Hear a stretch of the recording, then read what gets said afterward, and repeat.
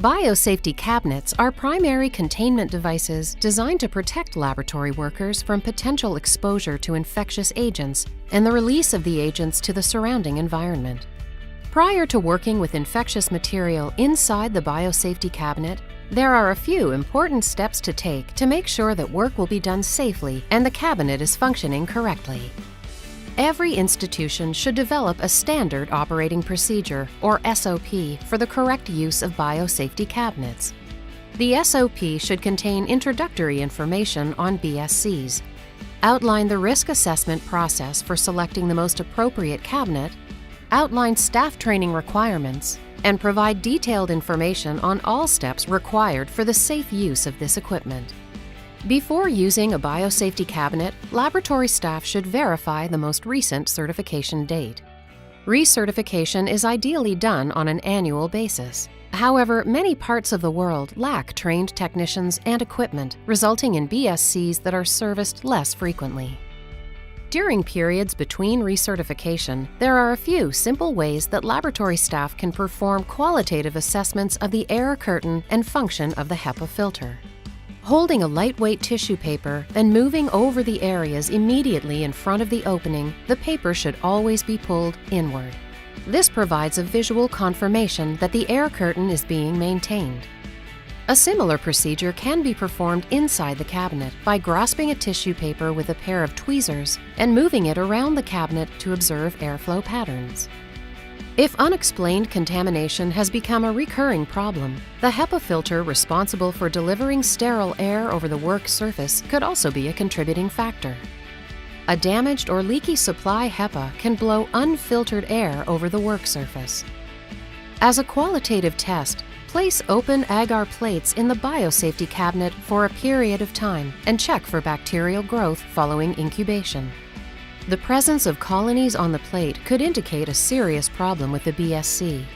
However, it's important to remember that not everything the HEPA serves to filter out will grow on an agar plate, and lack of growth does not guarantee that the filter is functioning as required. For these reasons, recertification by trained technicians with the appropriate equipment is the only way to ensure that the critical components of a biosafety cabinet are functioning as required. The first step before using a biosafety cabinet is turning on the blower. Allow sufficient time for the air to purge and the pressure reading to stabilize before initiating work.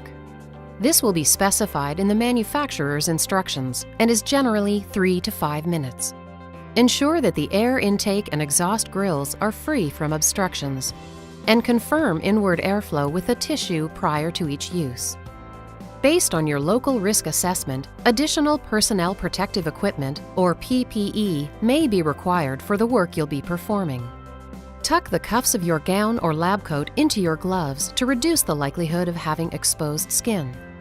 Lab coats with elastic cuffs are preferred over those with standard sleeves, as there is less of a chance they will slip out of your gloves and potentially come in contact with your work. Next, clean the interior surface of the cabinet with 70% ethanol or other appropriate disinfectant. Wear gloves to protect your skin. Once the BSC is clean, work materials may be placed inside. To facilitate cleanup later on, plastic-backed absorbent towel may be placed on the work surface. Disinfect items with 70% ethanol before placing them inside to avoid introducing potential contaminants into the cabinet. Try to bring in all the materials you'll need without overcrowding the cabinet, and ensure adequate supplies for elimination of waste and disinfection while working. While 70% ethanol is highly effective against many pathogens, a risk assessment will help you select the best disinfectant to keep on hand. As a practical example, we'll prepare the cabinet for processing patient samples for PCR and other downstream testing. Arrange the items inside the BSC in a logical order that allows work from clean to dirty. Roughly dividing the cabinet workspace into 3 sections, keep clean items towards one outer end, designate the middle third of the cabinet as a work zone, and keep waste receptacles at the other end. Aerosol generating equipment, such as vortex mixers, should be placed as far to the rear of the cabinet as possible.